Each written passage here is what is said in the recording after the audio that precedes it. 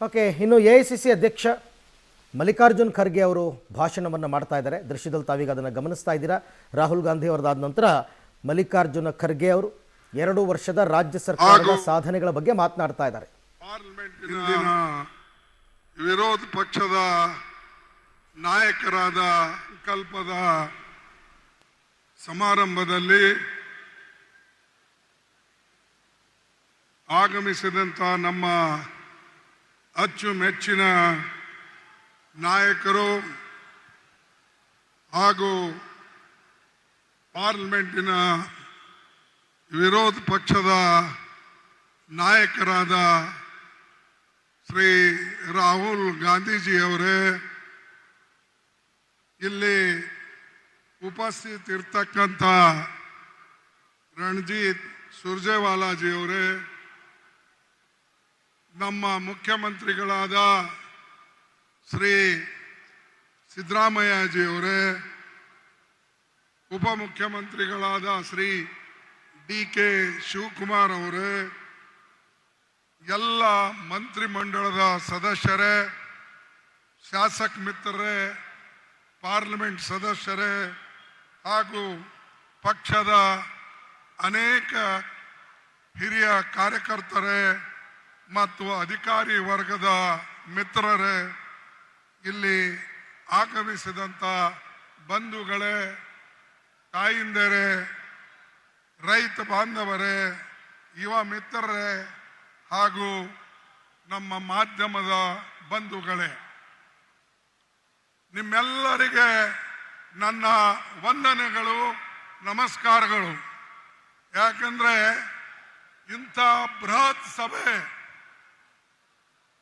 2 ವರ್ಷ ನಮ್ಮ ಸರ್ಕಾರ ಪೂರ್ತಿಯಾಗಿ ಕೆಲಸ ಮಾಡಿ ಯಾವ್ಯಾವ ಗ್ಯಾರಂಟಿಗಳನ್ನ ಕೊಡಬೇಕಾಗಿತ್ತು, ಏನು ವಾಗ್ದಾನವನ್ನ ನಾವು ಮಾಡಿದ್ದೇವೆ, ಆ ವಾಗ್ದಾನಗಳು ಎಲ್ಲನೂ ಕೂಡ ಪೂರೈಸಿ ನಿಮಗೆ ಕೊಡ್ತಕ್ಕಂಥ ಸವಲತ್ತುಗಳನ್ನ ಈ 2 ವರ್ಷದಲ್ಲಿ ಕೊಟ್ಟಿದ್ದಾರೆ.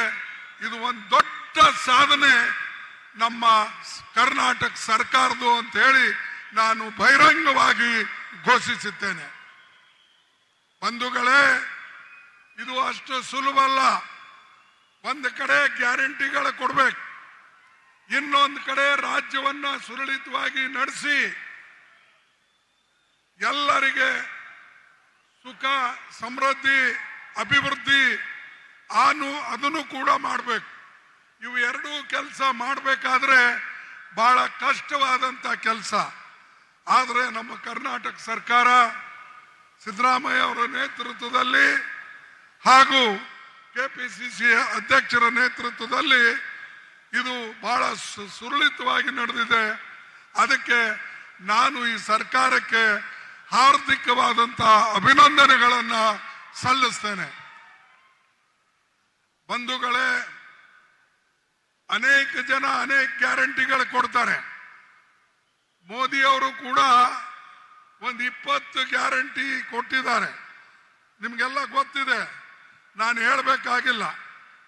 ಅವ್ರೇನು ಗ್ಯಾರಂಟಿ ಕೊಟ್ಟರು? ನಾನು ಅಧಿಕಾರಕ್ಕೆ ಬಂದ ಮೇಲೆ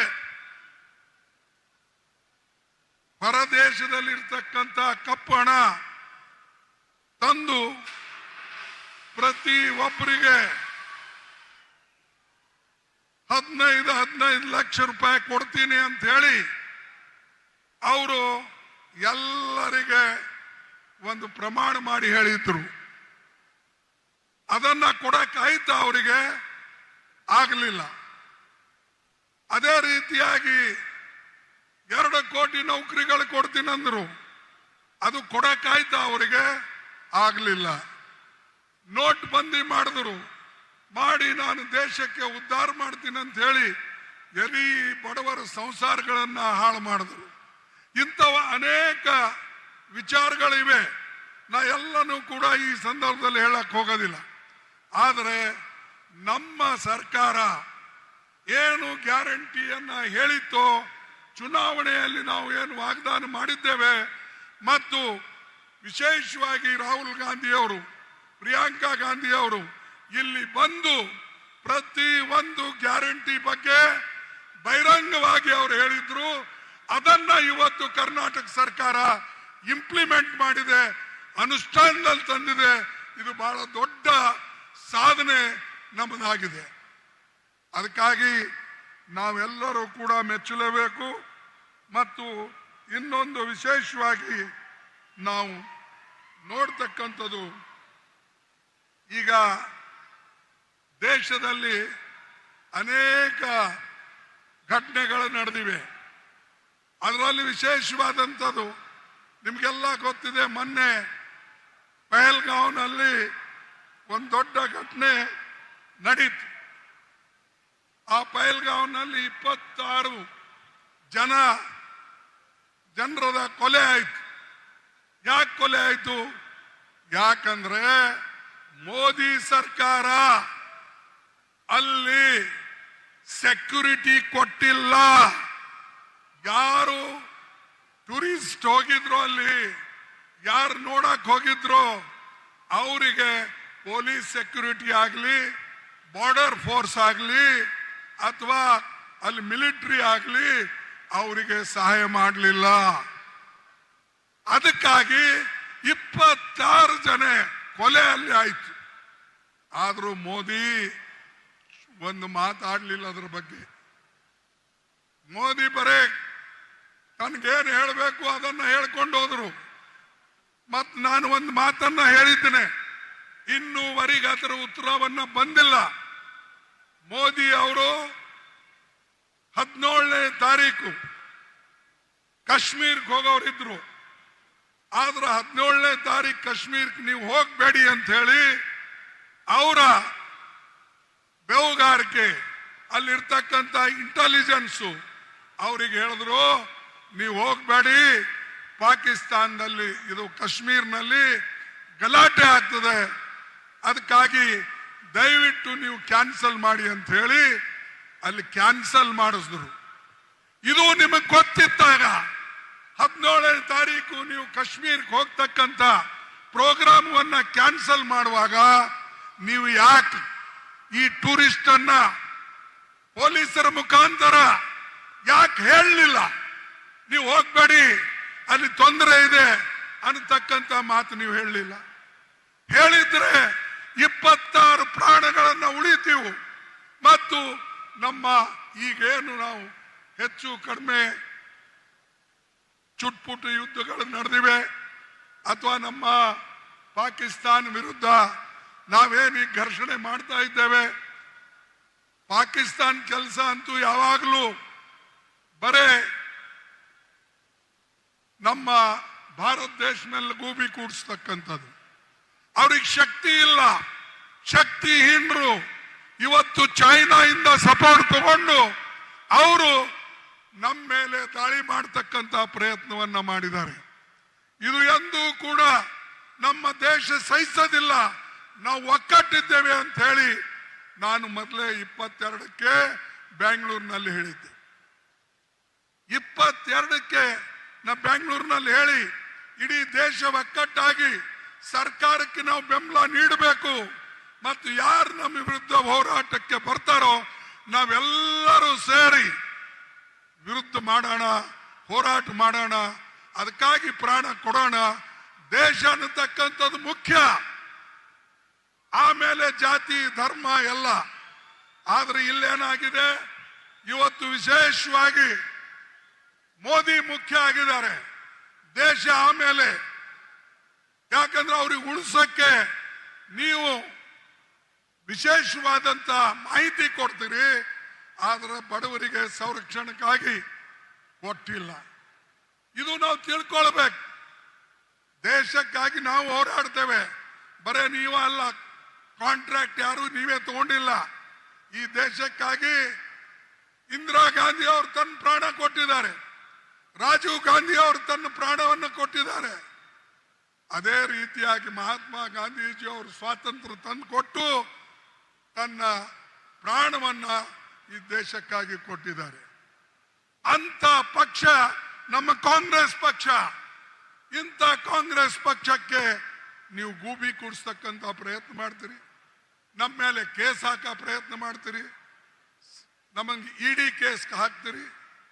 ನಮ್ಮ ಪೇಪರ್ ನ್ಯಾಷನಲ್ ಹೆರಾಲ್ಡ್ ಅಂತ ಪೇಪರ್ ಮೇಲೆ ಗೂಬಿ ಕೂಡಿಸಿ ಇವತ್ತು ನೀವು ಇಡಿ, ಸಿಬಿಐ, ಇನ್ಕಮ್ ಟ್ಯಾಕ್ಸ್ ನೋಟಿಸ್ಗಳನ್ನು ಕೊಟ್ಟು ನಮ್ಮನ್ನ ಮೆತ್ತಗೆ ಮಾಡಬೇಕು ಅಂತ ಹೇಳಿ ನೀವು ಪ್ರಯತ್ನ ಮಾಡ್ತಾ ಇದ್ದೀರಿ. ಇದು ಎಂದೂ ಸಾಧ್ಯ ಇಲ್ಲ.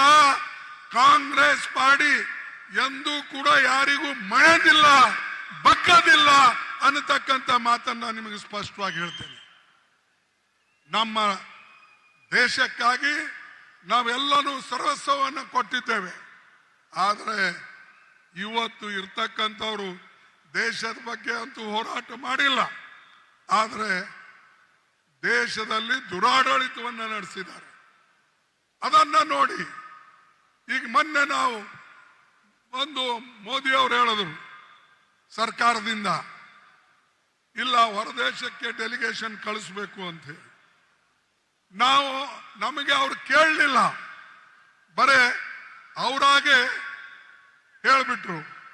ಆದ್ರೆ ನಾವು ದೇಶದ ದೃಷ್ಟಿಯಿಂದ ಏನೂ ಮಾತಾಡದೆ ಇವತ್ತು ನಮ್ಮ ಎಲ್ಲ ಡೆಲಿಗೇಷನ್, ನಮ್ಮೆಲ್ಲ ರಿಪ್ರೆಸೆಂಟೇಟಿವ್ಗಳನ್ನ ಹೊರದೇಶಕ್ಕೆ ದೇಶದ ಬಗ್ಗೆ ವಿಚಾರವನ್ನ ಪ್ರಸ್ತಾಪ ಮಾಡಕ್ಕೆ ನಾವು ಕಳಿಸ್ತಾ ಇದ್ದೇವೆ.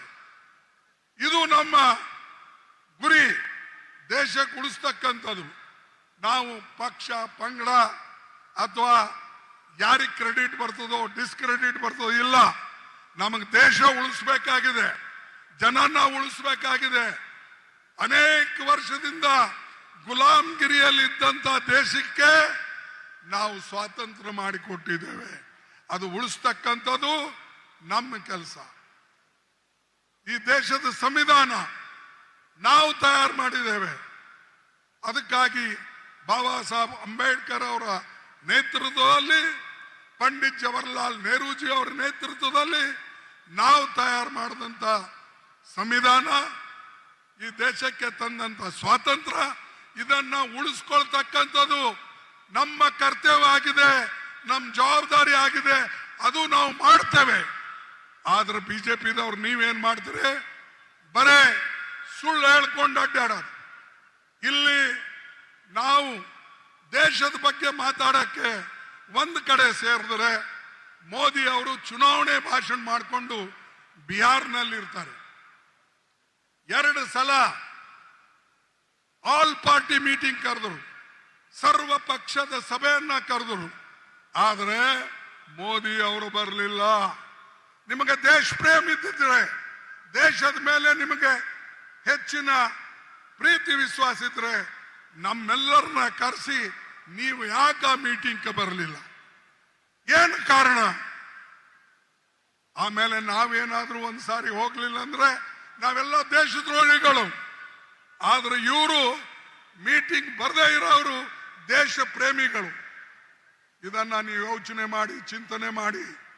ಬರೇ ಭಾಷಣದಿಂದ, ಬೊಗಳೆ ಮಾತಾಡೋರ್ಲಿಂದ ದೇಶದ ಕಲ್ಯಾಣ ಆಗಲ್ಲ.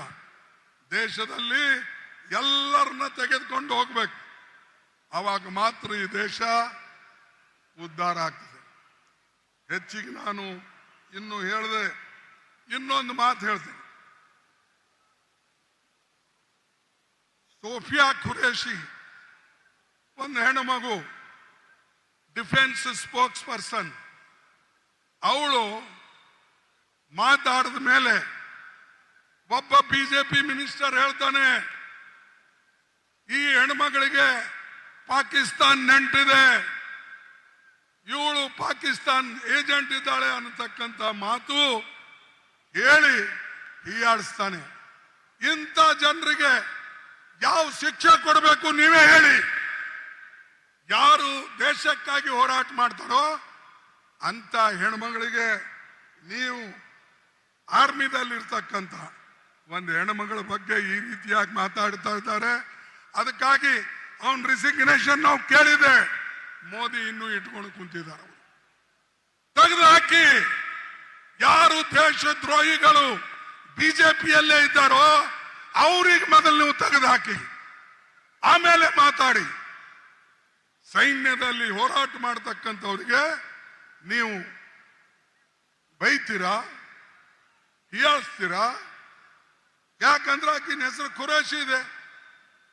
ಇಂಥ ಕೆಟ್ಟ ಜನ ಬಿಜೆಪಿಯಲ್ಲಿ ತುಂಬಿದ್ದಾರೆ.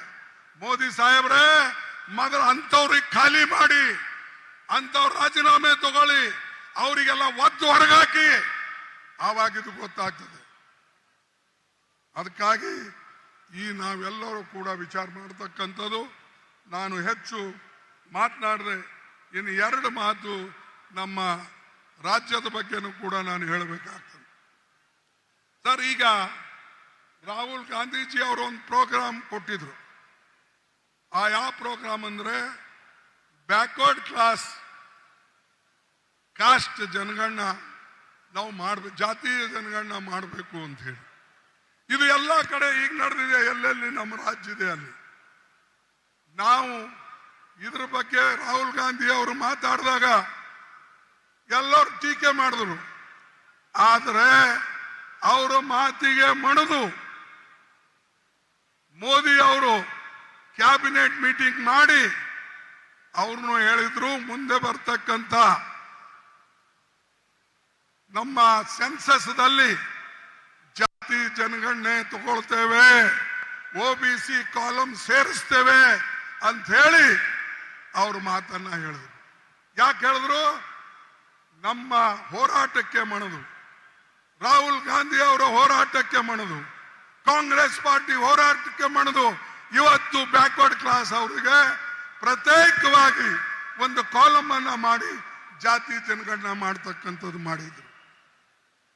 ಅದೇ ರೀತಿಯಾಗಿ ಇನ್ನೊಂದು ನಾನು ವಿಶೇಷ, ಸಿದ್ದರಾಮಯ್ಯನವರಿದ್ದಾರೆ, ಅವರ ಮಂತ್ರಿ ಮಂಡಲದ ಎಲ್ಲ ಸದಸ್ಯರು ಇದ್ದಾರೆ. ಸ್ವಲ್ಪ ಇರಿ, ಆಮೇಲೆ ಮಾತಾಡಿ. ನಾ ಅಪಾಯಿಂಟ್ಮೆಂಟ್ ಇಸ್ಕೊಡ್ತೀನಿ, ಆಮೇಲೆ ಹೋಗಿ ಮಾತಾಡಿ. ಸರ್, ಒಂದು ನಾನು ವಿಶೇಷವಾಗಿ ಹೇಳ್ತೀನಿ, ಜನಗಣನೆ ಮಾಡಿ, ಆದರೆ ಆ ಜನಗಣನೆ ಸರಿಯಾಗಿ ಆಗಬೇಕು.